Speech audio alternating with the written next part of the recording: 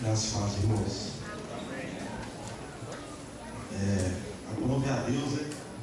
A gente poder ver um pouco mais uma vez da história, né, Beto? Nós vimos a Sara nascer, agora a Sara está trazendo o bebezinho dela. Isso significa que essa linha do tempo ela está se passando, né? A gente está vendo isso acontecer muito claramente.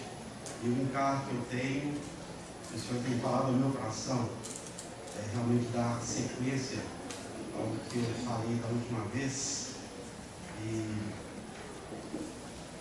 eu lembro que eu citei para os irmãos, a partir do livro de Romanos, que nenhuma condenação há para aqueles que estão em Cristo Jesus, aqueles que não andam segundo a carne, mas segundo o Espírito. E também eu lembrei aos irmãos Jeremias, que falei: porém dentro de vós as minhas leis, no seu coração eu escreverei no seu entendimento. E eu também até fiz aqui meio que um trocadilho com os irmãos, para que os irmãos entendessem que aprender a pensar com o coração, não é isso? E aprender a se emocionar com a mente. E com o passar do tempo a gente percebeu que os servos de Deus estão misturados e esquecidos. A razão às vezes está muito mais aguda, e quando a razão fica muito aguda, as pessoas ficam muito legalistas. E quando a emoção também está muito aflorada, as pessoas ficam muito libertinos e licenciosos. Isso falando dos filhos de Deus. E pensar com o coração é uma empatia, né? E emocionar com a mente é discernimento. Então, se eu quero fazer para o equilíbrio, vamos orar. Senhor, eu quero nessa manhã, junto com meus irmãos aqui, repartir aquilo que o Senhor tem falado comigo, Senhor. E nós precisamos, principalmente de curas para nossa mente, nossa alma. Nesses dias estamos vivendo de tanta turbulência, de tanta informação, de tanto acúmulo de coisas até desnecessárias. E eu peço a Ti, Senhor, que nesta manhã eu possa, com Teu Espírito, escutar a nossa mente, o nosso coração, e depositar aquilo que de fato tem valor, aquilo que de fato tem significado para as nossas vidas. Senhor, há tantos penduricários que carregamos conosco, e a nossa jornada tem ficado um pouco pesada e um pouco difícil, mas o Senhor pode fazer a obra nos nossos corações, e confiamos chegar na tão desejosa cidade que é a nossa Canaã celestial. Nós agradecemos ao Senhor que no período dessa peregrinação em que estamos passando, o Senhor tem sido essa coluna de fogo durante a noite, o Senhor tem sido a nossa nuvem durante o dia, e ainda que o sol seja muito escaldante, a noite seja muito fria, o Senhor é aquele que nos dá sombra e também nos dá um refresco. É incrível como o Senhor tem tratado assim conosco. Nós queremos responder a esse chamado do Senhor. Então nos ajude nessa manhã, em nome de Jesus. Amém. Amém. Irmãos, eu vou ler para os irmãos alguns trechos, né? E quando eu falei que o Senhor ia escrever as suas palavras, né, no vosso coração e as escrever no teu entendimento, eu percebi também que nas Escrituras, com o passar do tempo, pelo fato do povo da antiga aliança ter no seu coração a lei muito fixa em coração, eles ficaram enrijecidos. Não era isso que Deus queria. Deus queria que o povo andasse segundo as suas leis, mas o povo ficou meio que durão. E é interessante que eles ficaram muito rígidos contra ele e perderam aquela sensibilidade. Então, quando nós vamos no Novo Testamento, Paulo escreve aos Romanos, no capítulo 13, versículo 10 a 14, e eles são chamados para nós, na nossa geração, lá diz assim: é hora de despertarmos do sono. Parece que o povo de Deus, no decorrer do tempo, está dormindo, e é preciso despertar do sono. Mas eu quero pegar uma citação lá no Antigo Testamento, em que Deus, ele percebeu o seguinte: olha, esse povo estão muito rígidos com aquilo que eu dei para eles, e não era para ser assim, né? A palavra de Deus diz que a lei é boa, santa e agradável. E mais, no Salmo 19 diz que a lei do Senhor é perfeita e restaura a alma. O testemunho do Senhor é fiel e da sabedoria dos filhos. São mais desejáveis do que o ouro, sim, mais do que o ouro. São mais doces do que o mel o destilar dos favos. Essa é a lei do Senhor. Mas parece que aquele povo lá estava tão rígido, estava tão ereto assim, com a lei, que eles não conseguiam lidar com tanta riqueza que o Senhor deu. Então o Senhor precisava trabalhar didaticamente no seu povo naqueles dias. Eu citei Jeremias, eu tenho outro profeta. Esse profeta é o profeta da restauração. Eu gosto de dizer que restauração, porque o nome dele significa vida prática e construtiva, baseado principalmente na força de vontade. Olha, interessante, né? Então, despertar do sono e andar numa vida prática e construtiva, baseado principalmente na força que Deus dá. O querer efetuar vem de Deus, mas nós temos que ser cooperadores de Deus. Então, ler Ezequiel 11, 19 e 20, vocês podem abrir. É um profeta do cativeiro, né?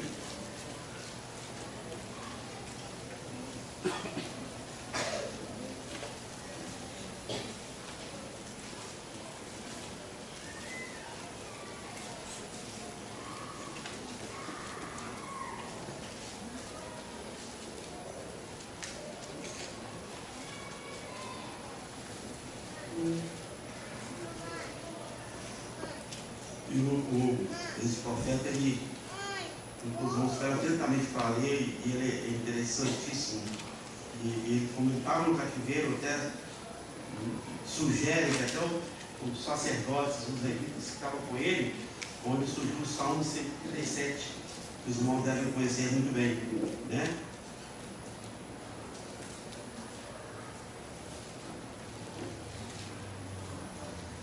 Eu lhe darei um coração, eu lhe darei o mesmo coração, um espírito novo, porém dentro deles, tirarei da sua carne, um coração de pedra, e dareis um coração de carne, para que ande os meus estatutos, e guarde os meus juízos, e os executem, e eles serão o meu povo, eu lhes serei o seu Deus.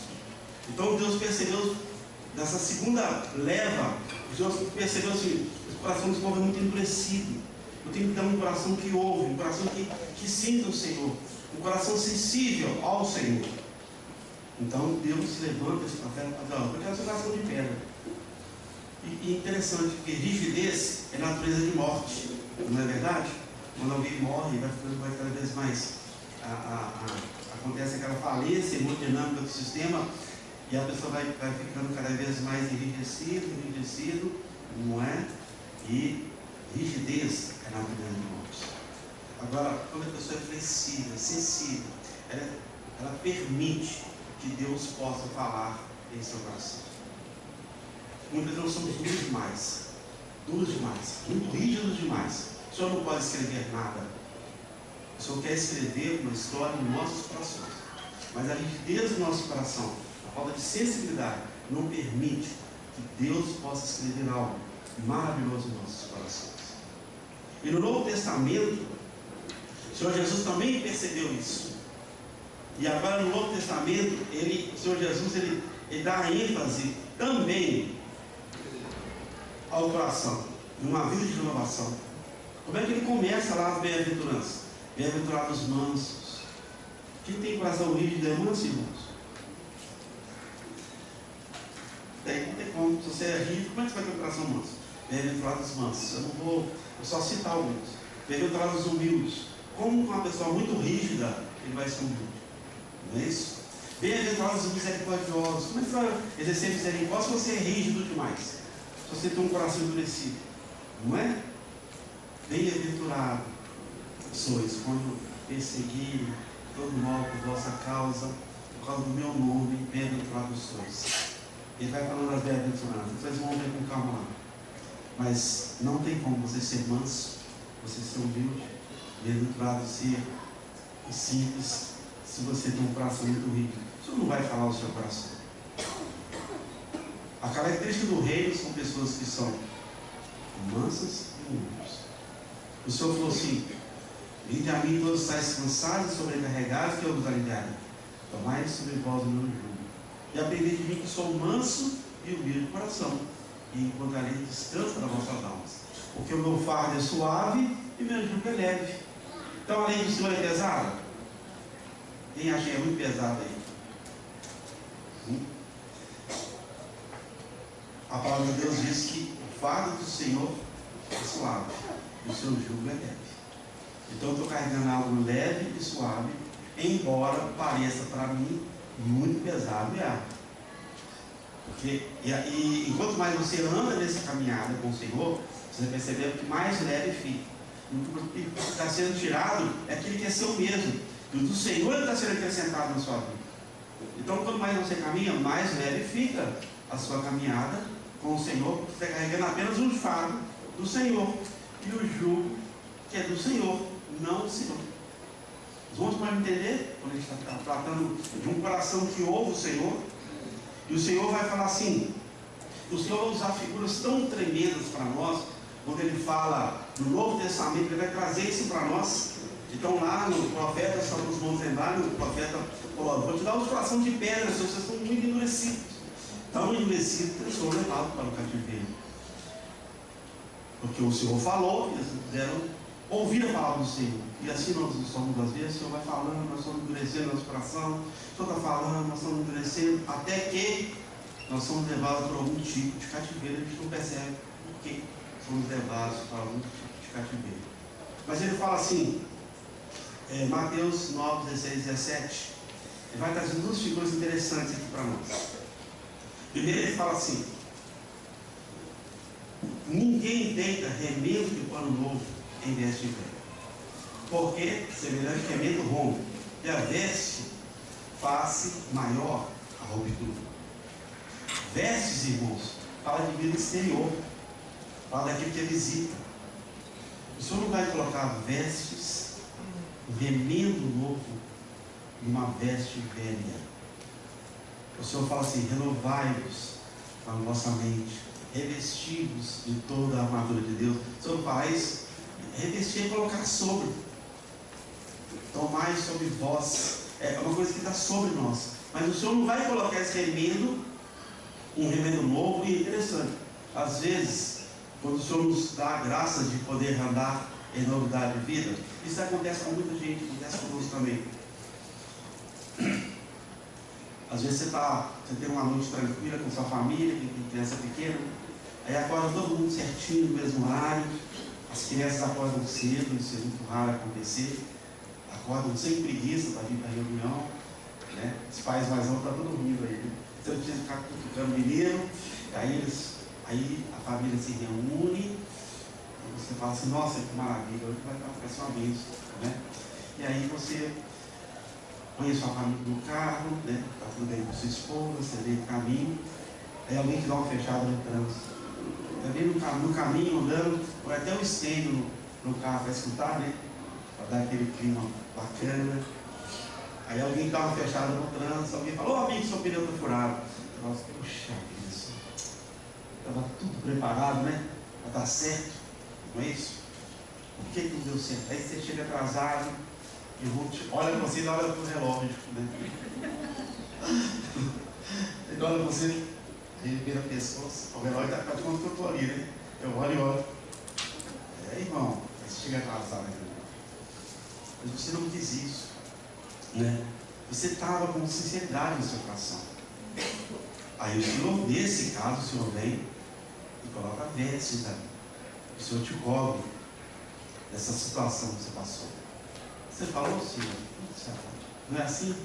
O Senhor vem, Ele te cobre com o seu manto, Ele coloca uma veste nova ali. Fala bem, Senhor. Não foi isso que eu propus. Não é diferente daquele que acorda 9h30 e quer que seja tudo pronto. Chegar aqui 9h30 na reunião, aí não tem jeito. Mas isso não acontece conosco, mas irmãos, se você está com as revestidos do Senhor, andando em novidade de vida, essas situações elas vão acontecer. Mas o Senhor vai colocar sobre a sua vida um remendo novo. Você vai colocar um remendo novo, não vai nem parecer. Porque vestes fala de vida exterior. Mas é por causa que você precisa ser coberto disso. E vestes é a justiça de Deus O Senhor nos deu vestes de louvor ao invés de espírito angustiado. Veste a justiça de Deus. Nós não cobrimos com nós mesmos. O Senhor é quem nos cobre. Nenhum de nós é capaz de cobrir com nós mesmos. Você se lembra lá no Jardim do Éden, lá? Aquela figura tão... primeiro diálogo na Bíblia, né? Que quando Gênesis capítulo, no início do capítulo, as narrativas de Gênesis, é Deus falando. Deus falou para Adão, olha, multiplique, enche a terra e governa. Mas o diálogo de Deus com Adão, onde estás? Ficou calado, né? Adão, onde estás? Aí o Senhor falou com ele assim, ele falou assim, Senhor, eu percebi que estava nu e me escondi. Aí ele falou assim, quem disse que estavas nu? Comeste da árvore que tu comeste? Comeste da árvore que eu falei que você não deveria comer? Ele pegou. Isso é comum do homem natural, né? Se esconde e transfere a culpa para o outro, né? Se o mulher que o Senhor me deu fruto para o outro. O Senhor está sempre perguntando para nós, irmão, onde é que você está? Né? Por acaso fez isso que eu pedi que você não fizesse? Aí Adão fez umas vestes para si, folha de figueira, mas o Senhor providenciou vestes para Adão. O próprio Senhor, com o cordeiro, ele pegou vestes e deu vestes para Adão. É o Senhor que nos cobre. É o Senhor que nos dá essa cobertura.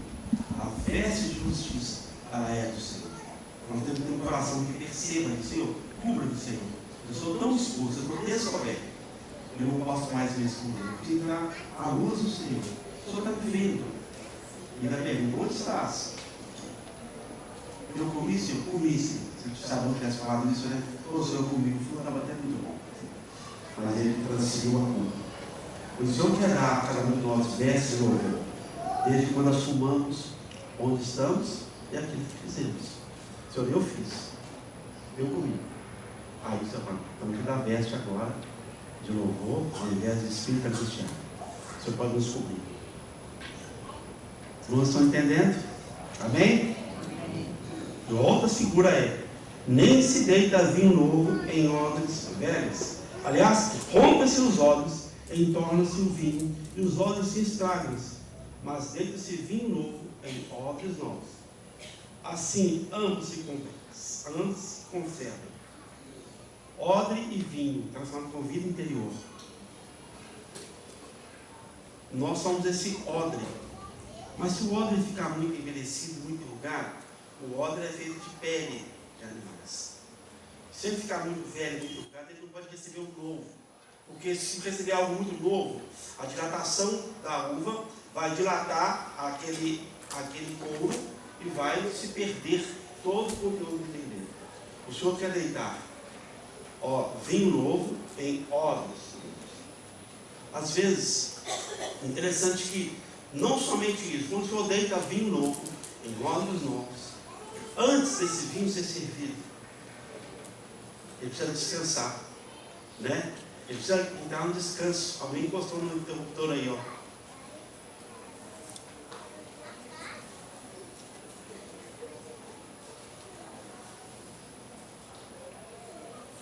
Isso. Senão vocês mandam me enxergar aqui, né? Complicado. E o processo. Ela está em alta, né?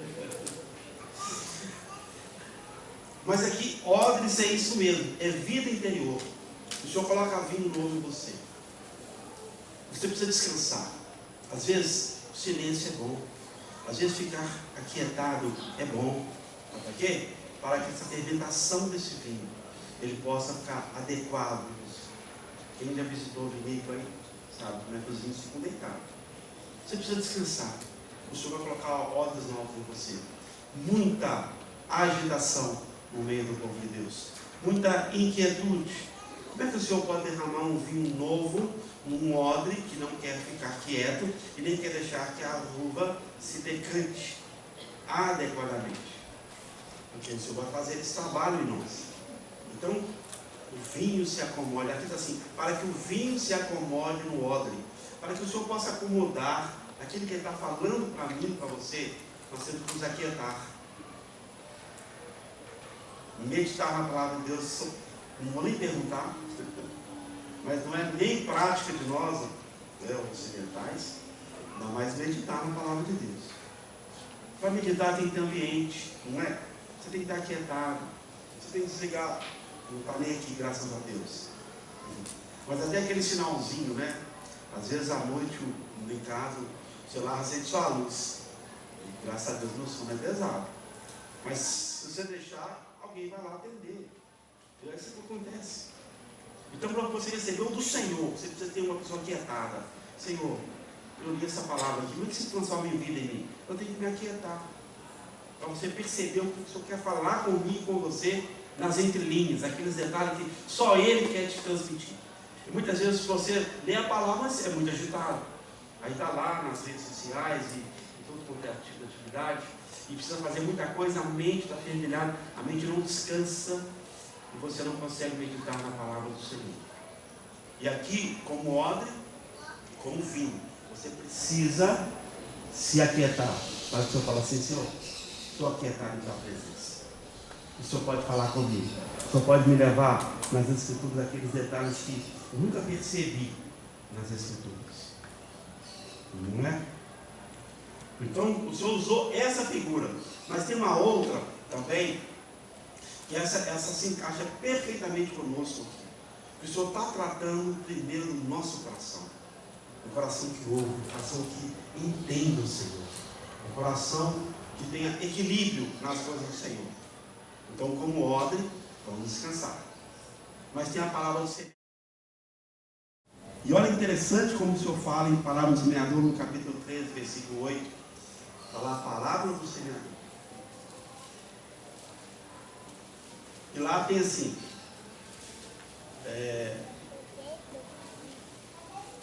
nós sabemos que a semente é a palavra de Deus, e o campo é o coração. Então, eu vou parafrasear para os irmãos entendem, mas anota os versículos aí. Pode ser que eu esteja falando versículo no lugar errado. Mas olha aqui, irmãos. Primeiro, pouca terra. Lá no trecho, a narrativa diz assim: ele não entende. Ele não tem entendimento.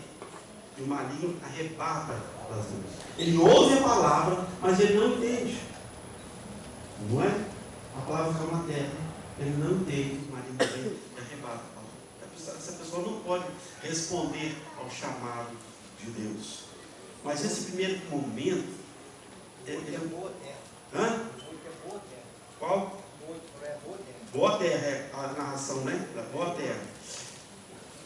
São 3 terrenos: pouca terra, pedregais e espinhos. O que caiu na boa terra, na pouca terra, não tinha muito pouca terra.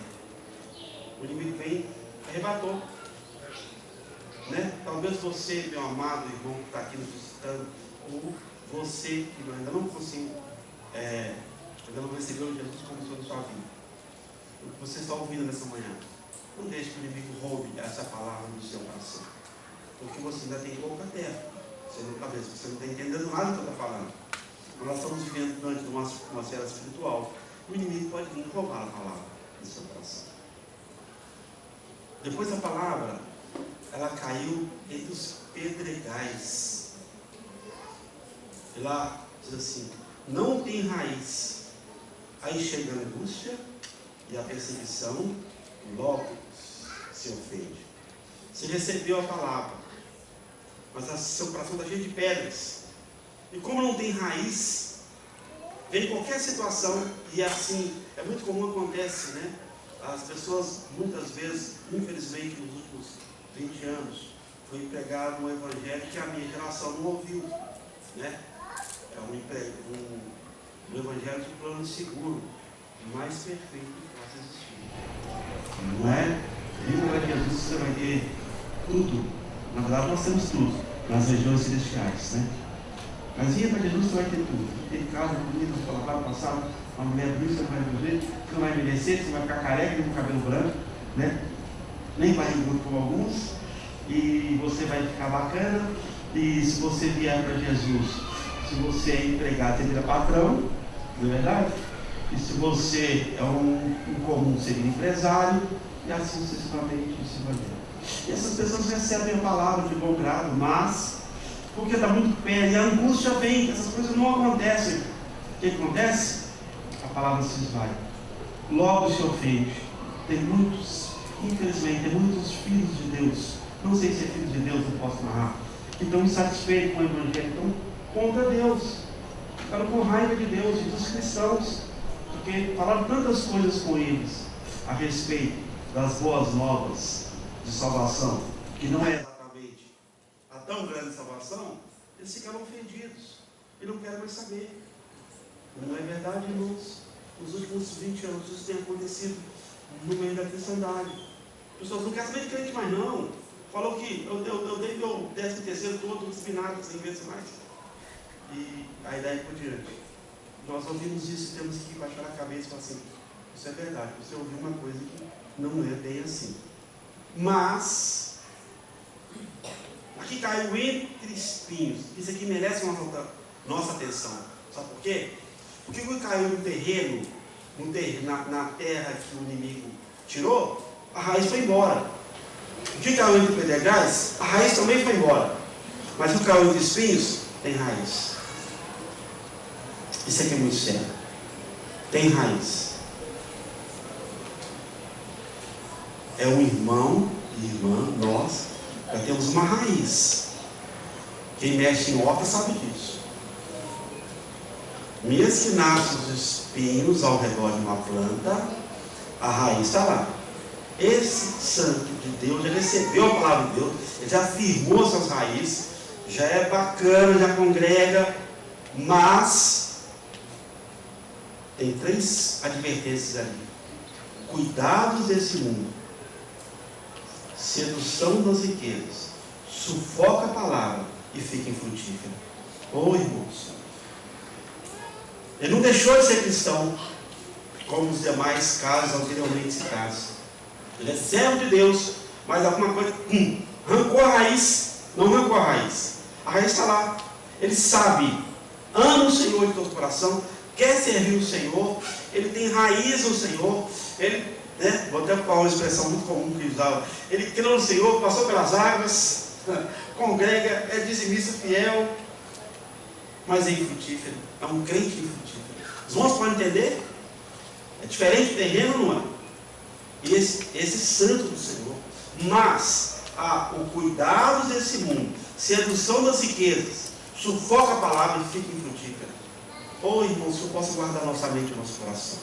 Quantos de nós estão com mente empreendedorística? E tem cada vez mais sufocado pela sedução desse mundo, pelo que o mundo está te oferecendo. É ou não é verdade? Quantos santos de Deus não dão frutos? E são santos de Deus. Deus ama de todo o coração, assim também como os demais. Mas ele fala, ele tem raiz. Como é que não dá fruto? Eu não estou entendendo. Aí o Senhor que sonda os nossos corações sabe lá que onde está o vosso tesouro, ali está o vosso coração. Oh, irmãos, tantos santos de Deus, madrugada dentro, trabalhando, santos de Deus, porque trabalha com home office, né? Vai, aí fica 1 hora da madrugada, 2 horas da madrugada, né? Se pelo menos fosse igual aquele rei Assuero, que tivesse lido o livro das crônicas, né? E descobrir como Deus é maravilhoso e misericordioso para com a vida dele. Assuero também perdeu um sono lá e está lá, né? No livro de Esther, ele perde o sono e começa a ler o livro das crônicas. Oi, irmão, se você perdeu o livro, perdeu a noite de sono, vai na palavra de Deus, vai ler e vai orar. Não fica nos seus trabalhos, não. Porque isso vai ficar. Mas o que o Senhor coloca em seu coração vai para sempre. Não é? E muitos, irmãos, muitos santos de Deus trabalham 2, 3, 4 horas da madrugada, perde o sono. Isso é tão ruim que eles já estão até biologicamente acordando para trabalhar de madrugada. Sem contar adolescentes, não precisa nem te falar, que já ficam direto. Mas olha interessante, a palavra está lá, ela não dá fruto. E eu quero citar uma narrativa do Antigo Testamento, e eu vou citar os irmãos. é na vida de Jacó. Porque Jacó é muito parecido conosco na questão de empreender. Mas a narrativa de Jacó, os irmãos sabem, Jacó é irmão de Esaú. E ele tomou, através de uma barganha, o direito de primogenitura. E quando Isaac foi abençoar os filhos, Jacó foi primeiro e foi abençoado. E todas as bênçãos que Isaac tinha prometido, que seria para o primogênito, acabou se tornando de Jacó. E agora Esaú, muito furioso, quer perseguir o seu irmão. E os pais de Esaú, os pais de Jacó, né, Isaac e Rebeca, falaram: casca fora que o seu irmão vai te pegar. E ele sai com ele. Mas interessante é que quando Jacó começa a sair, ele sai, e aí eu vou citar a referência, né, para os irmãos poderem ver em casa. É importante os irmãos verem essa referência, né? Está Gênesis 28, 10. Então, se você pensar na vida de Jacó, a vida de Jacó, de Gênesis 28, 10 até 32, 31, a Bíblia tem uma escritura muito interessante, nada na palavra de Deus é por acaso. Diz assim: Jacó partiu de Betseba e foi para Arã, e chegou a um lugar onde passou a noite, porque o sol era posto. Betseba significa poço das ovelhas, ou lugar de juramento. Depois o lugar foi chamado de Betel. Jacó, ele dormiu ali, ele teve aquela visão. E é interessante, né, irmãos, antes que o Jacó, ele teve a vida de Jacó começa com uma longa noite escura. Irmãos, podem perceber? Aí Jacó sai dali, ele vai para a casa dos seus parentes, do seu tio vai chegar lá. Olha, irmãos, Jacó tem 4 esposas, não é? Porque matrimônio lá é unir sem matrimônio, unir fisicamente. É diferente do nosso regime, que é um papel. Mas ele uniu fisicamente com alguém, ele era esposa daquela pessoa. Jacó teve 4 esposas e empreendeu tudo que fosse possível, tudo que ele fazia dar certo, não é verdade? E Jacó viveu aquela vida de, entre aspas, ele foi uma pessoa muito próxima. Tinha muitas esposas, filhos ao seu redor, teve uma filha de 12, teve uma menina, que maravilhoso isso, e a família crescendo, e tudo dando certo para Jacó. Aí ele vai embora, agora Jacó vai embora, e então parei nossa visão e falo assim: isso é uma vida que todo homem almeja, não é? Tudo dá certo, gado, ovelha, prosperar, tudo funcionando muito bem, né? E ele agora, mas a narrativa aqui fala que a vida de Jacó era uma noite escura. Então Jacó agora no capítulo 32 de Gênesis, versículo 31, Jacó agora ele vai passar uma noite com o Senhor. Ele vai passar uma noite porque ele vai agora encontrar com o seu irmão. Ele tem que ir embora da casa do seu tio. Ele vai agora ele vai se encontrar com Esaú, seu irmão. E sabe, meu irmão está furioso comigo. Então eu vou mandar uns presentes na frente, algumas coisas para agradar, e eu vou ficar aqui. E ele ficou no lugar. E Jacó passou a noite ali sozinho, ele e Deus. E o Senhor veio perto de Jacó. O anjo do Senhor, anjo da sua presença, veio perto de Jacó. E chamou Jacó aquele lugar Peniel.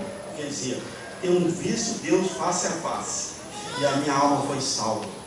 E ali saiu o sol. Vamos para entender? A minha vida e a vida de cada um de nós, se não tiver um encontro real com Deus, pode estar sendo uma longa noite escura. Mesmo você sendo crente, porque ele era da família, porque Betel significa casa, então ele estava na casa, mas ele precisava de Peniel. Talvez você, irmão, acho que ele não está na casa, mas você precisa desse Peniel. E olha que interessante, eu acho que tão linda essa narrativa, porque você imagina, gente, o pai sabe, você chega na sua casa diferente, o filho nota, né? Mas não tem isso, para assim: ô pai, você é esquisito, né? E Jacó volta mancando daquele encontro que ele teve com o Senhor, e ele volta mancando com o Senhor. Ele volta mancando, mas a narrativa diz assim: ele saiu o sol, a realidade veio.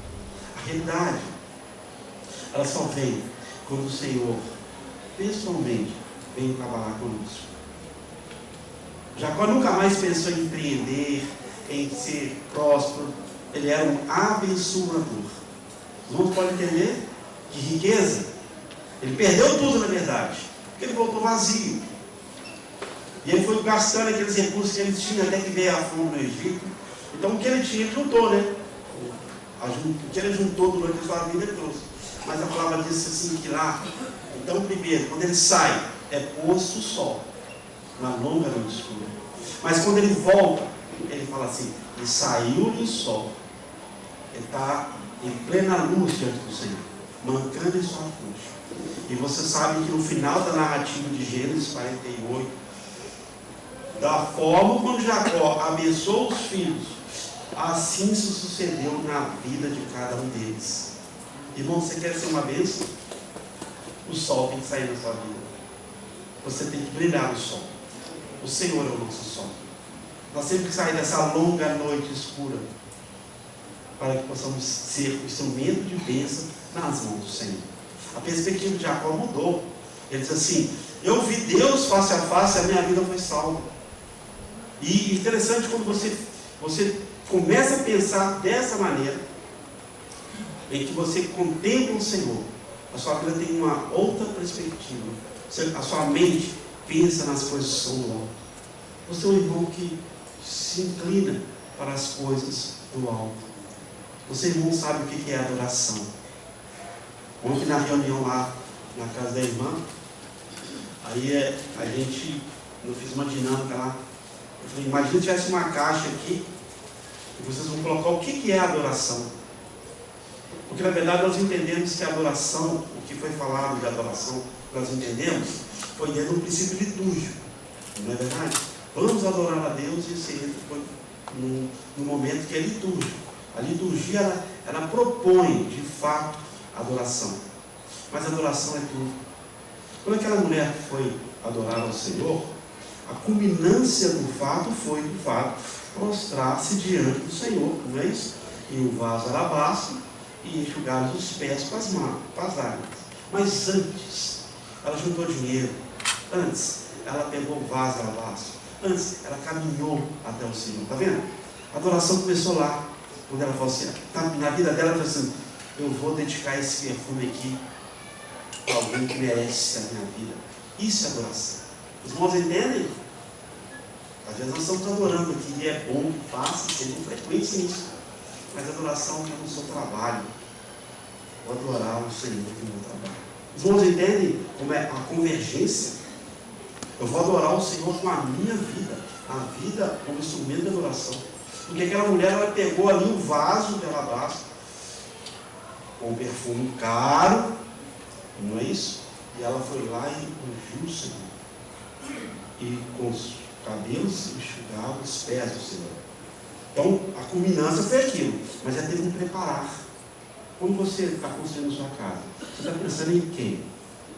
Em você mesmo ou ser um lugar para receber os santos do Senhor? Está vendo?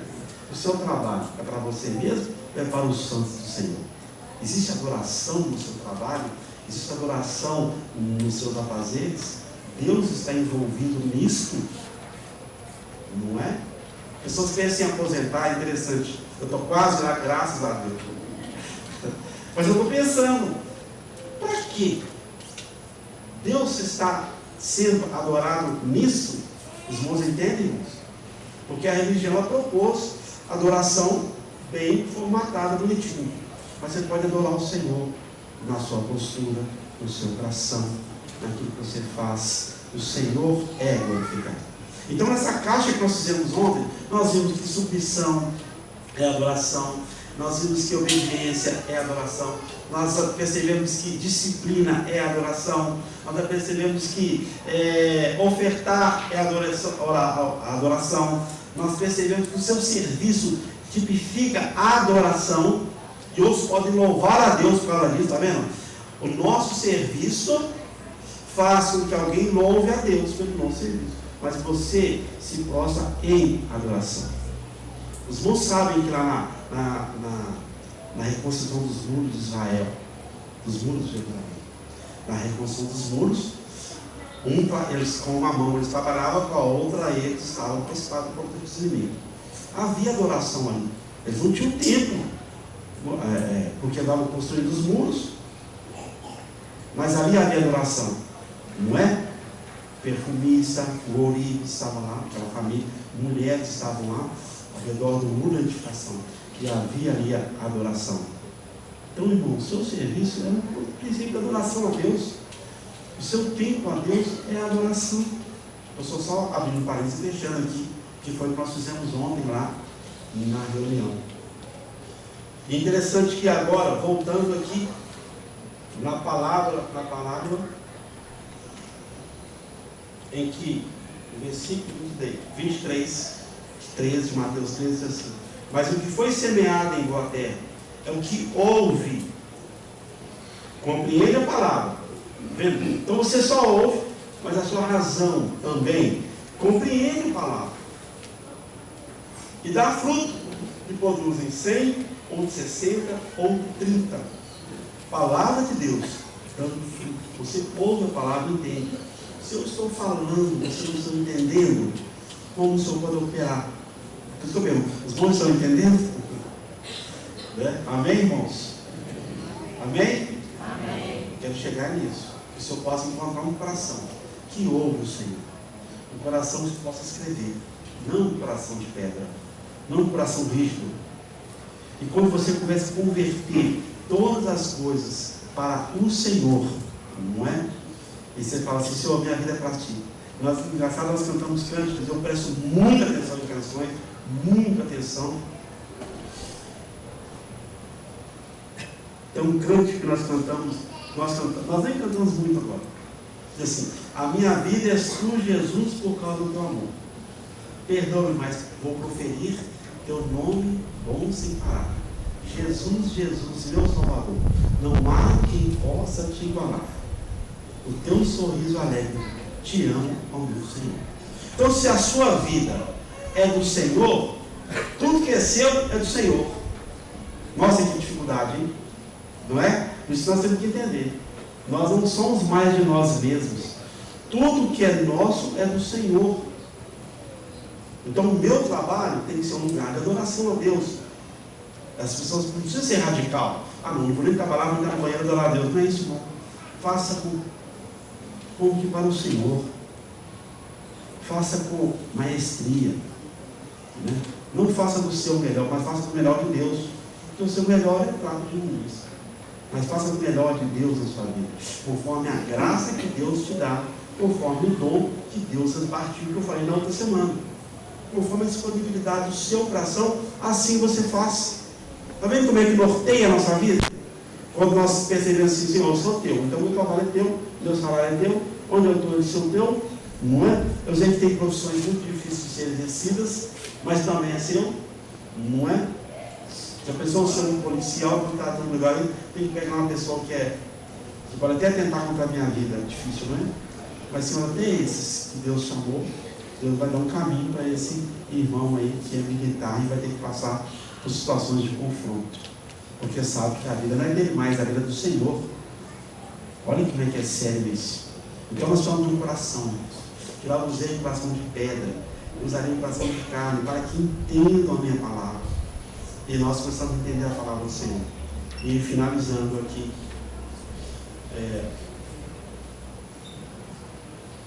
eu vou só ler para os irmãos, João, na verdade, que isso está no Antigo Testamento e no Novo Testamento. Na verdade, quase tudo que está no Antigo Testamento, ou tudo, se repete no Novo. As mesmas orientações que o Senhor deu ao povo de Israel, o Senhor tem dado à sua igreja. Ele parafrasia, fala de maneira diferente, porque o próprio Deus se encarnou, veio no nosso meio, ele viu a ignorância do povo, e falou: não, tem que falar um pouco parábola, tem que falar desse jeito, tem que falar desse jeito, mas os princípios são os mesmos. Quando lá em Gênesis 3:6, aquela figura lá, os irmãos conhecem, porque onde é a origem de tudo que começou, e o Senhor está querendo falar nos nossos corações para nós voltarmos à vida do jardim do Éden sem a queda, né? E diz assim, Gênesis 3:6: Isso não acontece conosco, irmãos. E vendo a mulher que aquela árvore era boa para se comer, agradável aos olhos, dá entendimento, tomou do seu fruto, comeu, e deu também ao seu marido, e ele comeu com ela. João 2, 1 João 2,16. 2,16. Olha, irmãos, olha de novo a mesma expressão de uma maneira mais didática de João. Porque tudo que há no mundo, o que estava lá? Né? Na verdade, aquela figura do jardim do Éden, o inimigo representa o mundo ali. Só que ele fala assim, João 2,16. João 2,16. Porque tudo que há no mundo é concupiscência da carne, é concupiscência dos olhos e soberba da vida. Não é do Pai, mas do mundo. Não é verdade? O mesmo pilar que aconteceu lá no jardim no princípio, também João nos adverte contra isso. Tudo que há no mundo, tem alguma coisa que não há no mundo, tudo que há no mundo é concupiscência da carne. Por quê? A carne, olha e fala assim, é bom para se comer. Nós somos pessoas sensitivas, sensomotoras. Nós vemos uma coisa, nós despertamos só de olhar, puxa, é isso mesmo, não é verdade? E também tem, aos olhos, é agradável aos olhos. Não é só bom para experimentar, mas é bonito, não é? Como sabe, eu gosto muito de cozinhar, eu gosto de cozinhar. Uma mesa bonita, a comida pode ser até ruim, mas as pessoas não com tanta força para comer, não é verdade? Aqueles pratos bonitos lá assim. Por quê? Primeiro, olha, parece bonito. E segundo, é agradável aos olhos. Está lá aquele prato, naquela marinete, tudo bonitinho. Eu falo, puxa vida. E outra coisa, dá entendimento. Alguém fala assim, alguém já viu sua experiência, né? Não, Pedro, pode comer que berinjela é bom para baixar o colesterol. Aí ele fala assim, dá entendimento. Ou seja, o mundo vai te oferecer alguma coisa que, primeiro, vai te fazer bem. E segundo, é bonito. E terceiro, vai te dar entendimento. Mas é o mundo.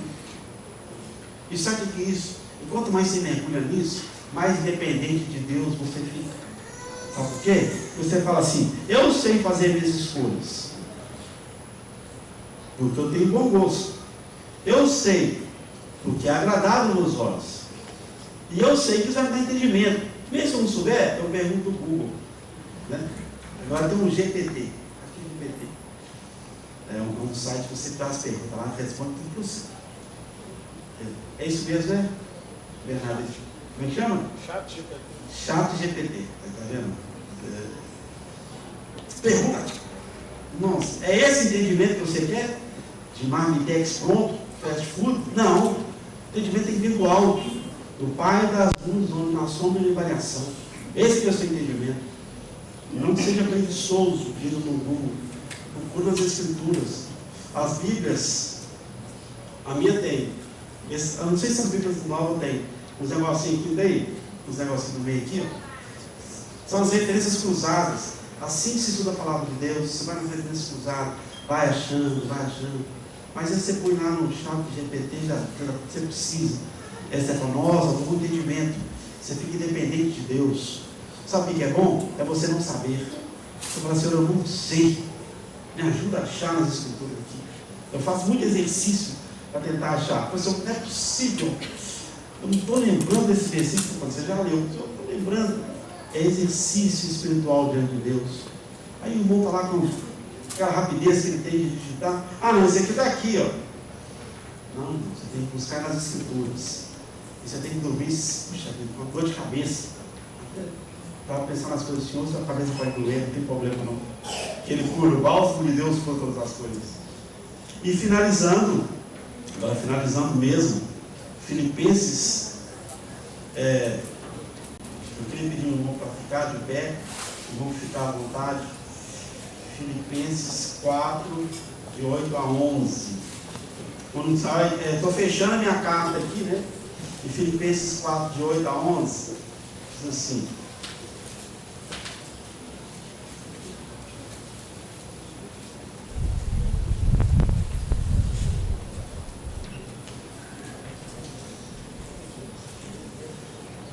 Eu sei de cor, mas eu preciso que alguém leia para mim, para a gente finalizar com isso.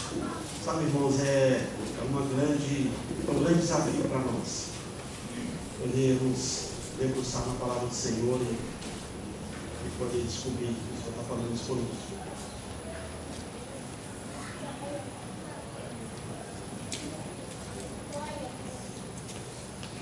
Filipenses 4, verso 8. Quanto ao mais, irmãos, tudo que é verdadeiro, tudo que é honesto, tudo que é justo, tudo que é puro, tudo que é amável, tudo que é de boa fama, se há alguma virtude e se há algum louvor, nisso pensai. O que também aprendestes e recebestes e ouvistes e vistes em mim, isso fazei, e o Deus de paz será convosco. Ora, muito me regozijei no Senhor por finalmente reviver a vossa lembrança de mim, pois já vos tinhais lembrado, mas não tinhais tido oportunidade. Não digo isto como por necessidade, porque já aprendi a contentar-me com o que tenho. Amém. Vamos encerrar. Do demais, irmãos, tudo que eu falei, tudo que é puro, tudo que é santo, tudo que é de boa fama, se há algum louvor nisso pensai. Nisso pensai. Pensamentos que não há louvor, que leva você para o centro de si mesmo, não são de Deus. Nós somos convertidos ao Senhor. Paulo escreve Romanos 11, 38, nós vemos ontem, né? Assim, 38. Alguns vão me ajudar no endereço aí. Ó a profundidade das riquezas, tanto da sabedoria, 38 a 32. Ó a profundidade das riquezas, tanto da sabedoria e do conhecimento de Deus. Quem primeiro deu a ele? Ou quem foi o seu instrutor?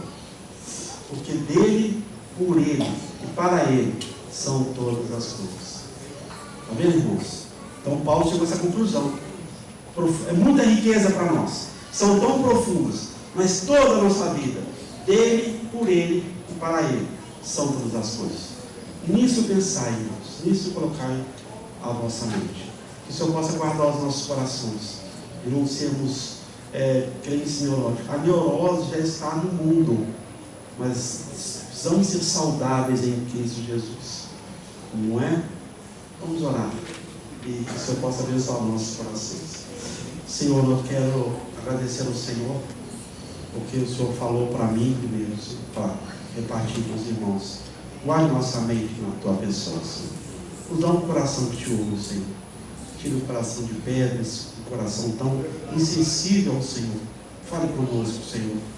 Talvez nós possamos estar indo muito bem, né, e muito obrigado pelo mundo, mas queremos ser direcionados pelo Senhor. Que o Senhor venha tomar nossas vidas em tuas mãos. Abençoa os nossos visitantes, que eles sejam impactados com a tua palavra, Senhor. E os santos do Senhor, os quais os espinhos, a sedução das riquezas, se tem sufocado a palavra, Senhor. Em nome de Jesus, ajuda esse servo do Senhor, essa serva do Senhor que tem passado por esse momento de tanta dificuldade. De fato, os espinhos estão ali e o Senhor vem com aquele jardineiro fiel que tu és. Tira esses espinhos, Senhor, para que tudo que foi semeado em nós possa dar frutos para o Senhor. Ó, Senhor, aqueles odres que não podem conter mais riqueza do Senhor, Senhor, o Senhor venha trabalhar nesses odres, Senhor. Vinhos novos em odres novos. Amém. Muito obrigado pela tua veste de justiça. O Senhor nos cobre, Senhor. Nós não temos capacidade de remendar para nós mesmos as tuas vestes de justiça sobre nossas vidas. Nós abençoa a senhora Sara, o seu esposo, o bebezinho que acabou de chegar. Que o Senhor venha conquistar esses corações para ti, Senhor. É o que nós oramos e te agradecemos em nome de Jesus. Amém. O irmão que vai dar o palavra, eles vão, desculpa, passei um pouco o horário.